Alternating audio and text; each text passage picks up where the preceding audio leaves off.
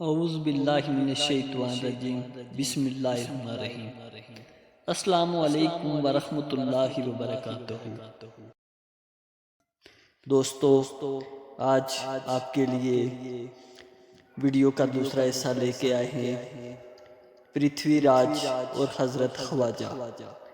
جب حضرت خواجہ اجمیر میں مقیم ہوئے اور وہاں آپ کی بابرکت سے کرامتوں کا سلسلہ ظہور ہونے لگا اور لوگ اسلام کی صداقت کے متعارف ہونے لگے، پرتھوی راج کی دفاعی کوششوں کے باوجود حضرت خواجہ کا اثر بڑھنے لگا تو پرتھوی راج دل سے حضرت خواجہ کا دشمن ہو گیا۔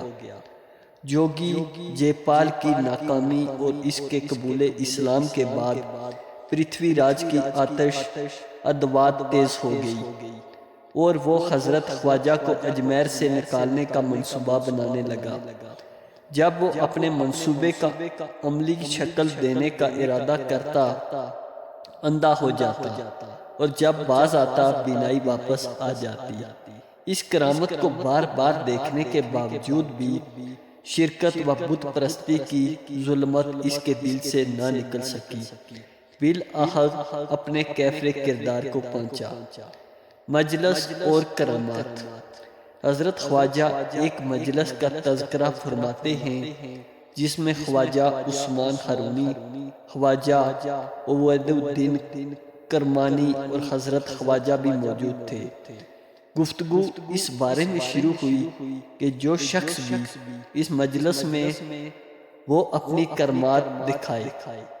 یہ سنتے ہی خواجہ عثمان ہارونی نے مسلح کے نیچے ہاتھ ڈالا اور مٹھی بھر اشرافیہ نکال کر ایک درویش کے حوالہ کرتے ہوئے فرمایا کہ جاؤ درویشوں کے لیے حلوہ لے آؤ۔ شیخ عبید الدین نے قریب ہی پڑی ہوئی ایک لکڑی پر ہاتھ مارا تو فوراً وہ لکڑی سونا بن گئی۔ میں پیچھے رہ گیا، وہ پیر و مرشد کی وجہ سے کوئی کرامات ظاہر نہیں کر سکتا تھا۔ شیخ نے میری طرف رخ کر کے فرمایا تم کوئی کرامات کیوں نہیں دکھاتے؟ اس مجلس میں ایک بھوکا درویش تھا جو شرم کی وجہ سے سوال نہیں کرتا تھا۔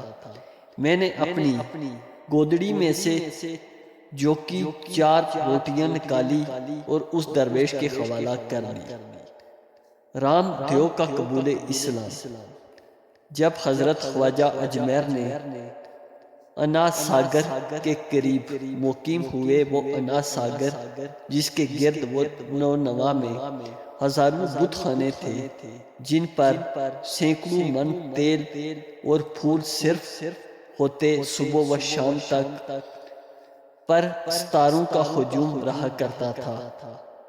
برہمنوں اور پرستارہ سنام کو حضرت کا قیام ناگوار گزرا جب راجہ اور اہل شہر کی کثیر تعداد مندروں میں پوجا کے لیے حاضر ہوئی۔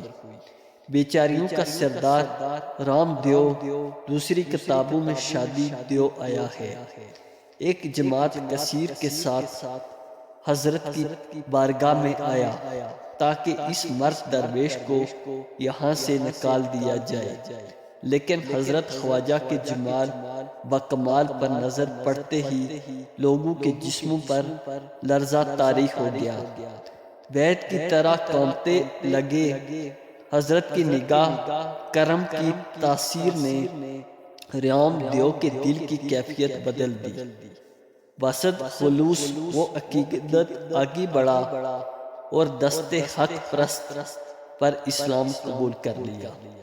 حضرت خواجہ نے اس کا نام شادی دیو رکھا۔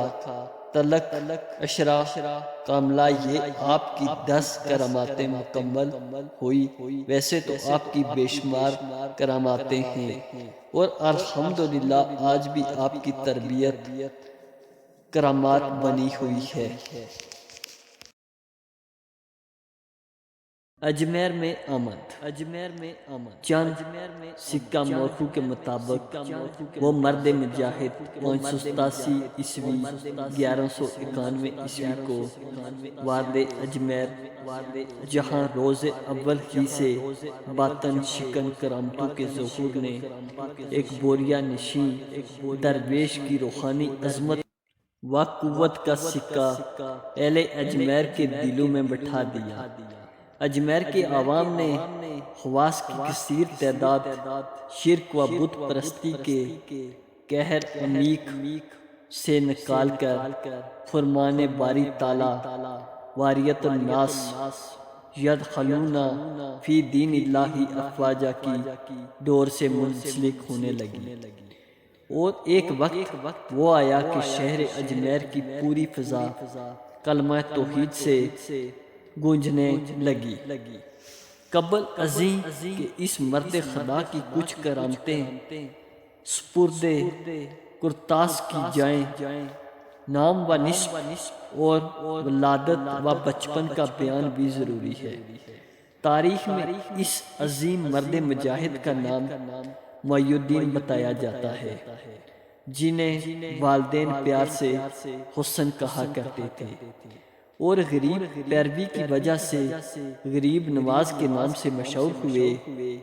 پیدر بزرگوں کا نام خواجہ غیاث الدین حسن ہے، جو زاہد و وری تقوی و طہارت میں ممتاز اور عالم ظاہر و باطن سے بھی آراستہ تھے۔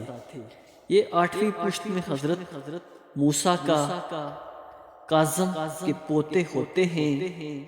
آپ کا شجرہ نسب ہے سید محی الدین حسن بن غیاث الدین بن سید سراج الدین بن سید عبداللہ بن سید عبدالکریم بن سید عبدالرحمن بن سید علی اکبر بن سید ابراہیم بن امام موسیٰ کاظم بن امام جعفر الصادق بن امام محمد باقر بن امام زین العابدین بن حضرت امام حسین بن حضرت علی المرتضیٰ رضوان اللہ تعالیٰ علیم اجمعین، اور مادر مہربان کا نام بی بی ام الورا ہے، جو بی بی مانور سے مشہور تھی۔